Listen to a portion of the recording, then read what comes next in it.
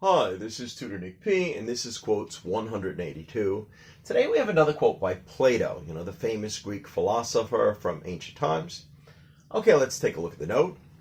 If you do not take an interest in the affairs of your government, then you are doomed to live under the rule of fools, or even worse, evil people. God forbid you should have a government that you think is evil as well. So let's continue here. Let's continue with the note. Many of us are often turned off by politics. This is understandable, and this is probably one of the reasons why we really try to avoid politics sometimes. It is often boring, annoying. It could lead to arguments, etc. Sometimes we don't fully understand it, and many of us don't want to put in the time or the energy to figure it out. Yeah, there's a lot more fun things we could be doing, or a lot more things that we could be, putting our time into to help our family, get closer relationships. You don't want to be fooling around with all of this stuff.